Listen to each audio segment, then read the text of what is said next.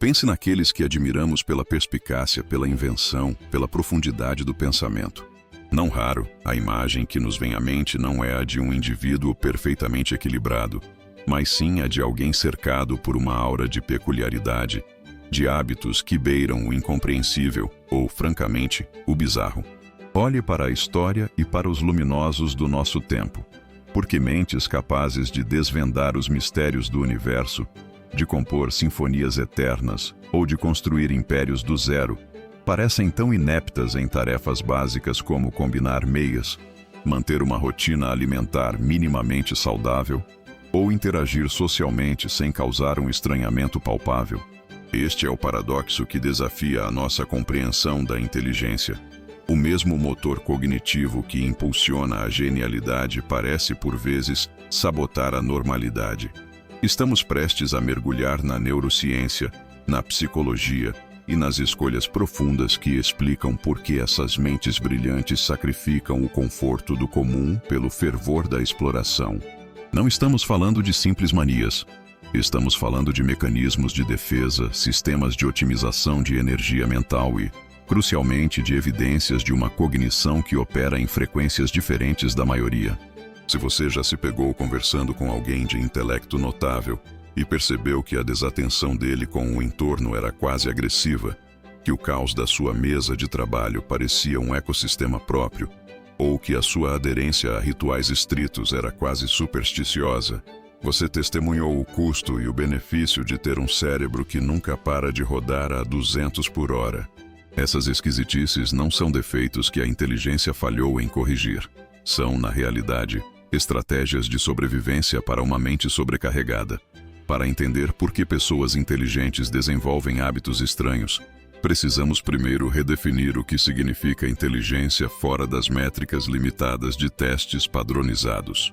Essa habilidade robusta exige uma quantidade monumental de recursos cognitivos. O cérebro, mesmo sendo uma máquina extraordinária, possui um limite finito de energia e de poder de processamento em um dado momento. Pessoas de alto intelecto frequentemente se engajam em tarefas que demandam a totalidade de sua memória de trabalho e de seu córtex pré-frontal. Quando estão imersas na criação de um modelo matemático, na escrita de um código complexo ou na articulação de uma teoria filosófica, o cérebro está em modo de sobrecarga. É nesse ponto que surgem os hábitos estranhos como um mecanismo de alívio.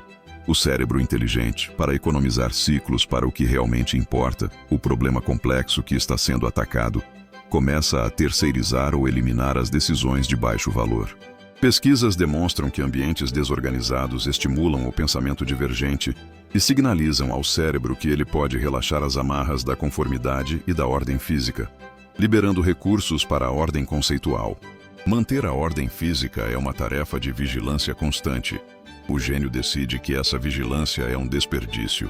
Essa economia de decisão se manifesta em comportamentos aparentemente obsessivos ou simplórios. Por que Albert Einstein tinha diversos ternos idênticos? Ou por que o famoso escritor de mistério só conseguia trabalhar se estivesse usando seus chinelos de seda? Não importa a estação. O motivo é a saturação decisória. Para a mente comum, essas são trivialidades. Para a mente focada em problemas de escala cósmica ou social, cada uma dessas decisões rouba um pouco da preciosa capacidade de concentração que será necessária para o trabalho real. Mas o estranhamento não se limita apenas à logística. Ele se manifesta profundamente na esfera social. Pessoas com alta capacidade cognitiva, especialmente aquelas que demonstram tendências neurodivergentes, como o espectro autista de alto funcionamento, frequentemente associado a algumas das maiores mentes da história, dedicam tão pouca energia ao processamento social que suas interações parecem desajeitadas, insensíveis ou excessivamente literais. O problema não é que eles não consigam entender a regra social. O problema é que, para eles, a regra social parece arbitrária e ineficiente. Por que gastar tempo com formalidades vazias, quando o tempo pode ser empregado na discussão de ideias profundas? Eles preferem a autenticidade bruta, o que frequentemente os leva a dizerem o que pensam sem o acolchoamento diplomático que a sociedade espera, resultando em reputações de serem estranhos, rudes ou socialmente inábeis. Este é o preço do pensamento sem filtros. A franqueza, que é uma virtude na busca científica, torna-se uma fonte de conflito no jantar de família.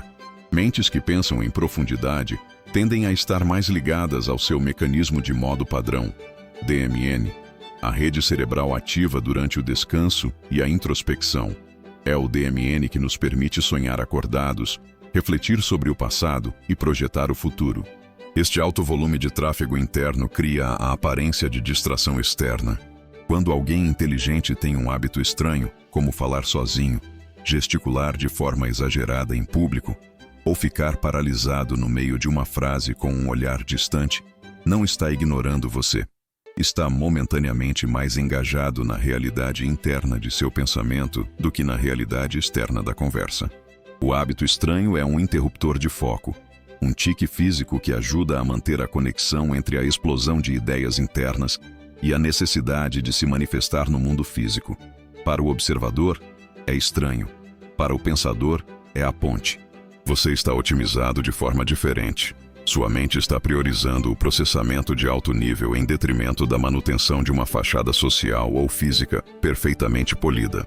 Um QI elevado está frequentemente correlacionado com níveis mais altos de ansiedade. O gênio vê mais padrões, mais riscos e mais possibilidades de erro do que a maioria das pessoas.